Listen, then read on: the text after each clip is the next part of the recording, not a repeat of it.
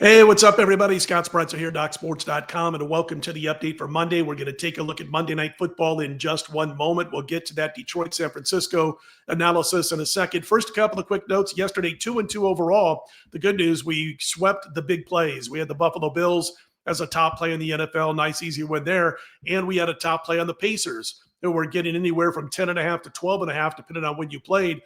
Against the Boston Celtics. Didn't need the points. They beat Boston by 9 outright. That was a nice weekend going in that series. I had Boston on Friday over Indiana, came back with the 6-unit play on Indiana over Boston last night. The NBA run is now 6-0 this past week. And going back to December 1st, we've hit 72% of our NBA plays. The long-term run is now up over $12,200. And that's been the MO for many seasons for me, is to really kind of catch fire and get in that groove in the NBA once the calendar turns to December. And that was no different this particular month. As I said, we've been red hot. So we'll look to make it 7 straight NBA wins on Monday. I do have a 7-unit play in tonight's NBA. I've also got, by the way, an NHL play, a 4-unit play.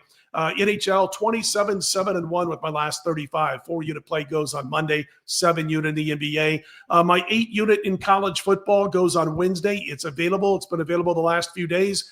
2 bowl plays remain for me on this card, including that 8-unit play. And we're 28-14 with our last 42 bowls at DocSports.com, 4-2 this year. All right, let's get to the comp play for today. It is the Lions at San Francisco. Checking out my line service, about 20 bucks. Every one of them has Detroit minus 3.5 as of about 4 a.m. Eastern time on Monday morning. Total 50.5 just about everywhere. As you guys know by now, Dan Campbell has said his key players are going to play in this one. He's got a lot to play for, and there's no doubt about that. If they win out, one of the motivation tools of this game. If they win these last 2 games, they're the number 1 seed in the NFC.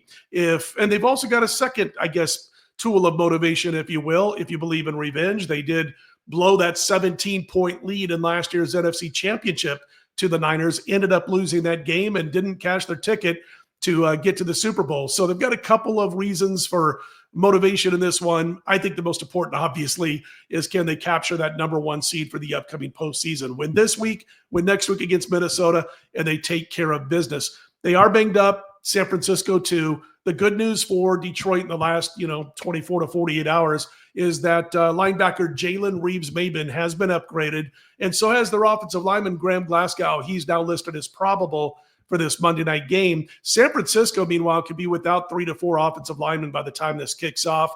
And you know how Brock Purdy's played at home. He's missing a lot of key players, 81 rating at home on the season. So you got a healthier Detroit team this week than we've seen the last couple of weeks. And I think with that motivation to get that number 1 seed, we're going to see a well-played game out of the Lions. One last note, I'm not the first one to mention this, but San Francisco has covered just 1 of 9 against teams with a winning record. They've missed the spread by more than 9 points per game. I like Detroit minus the points in this one, your Monday night comp, and we'll look to cash this ticket, all right? If you like the videos, please click on that like button and be sure to subscribe.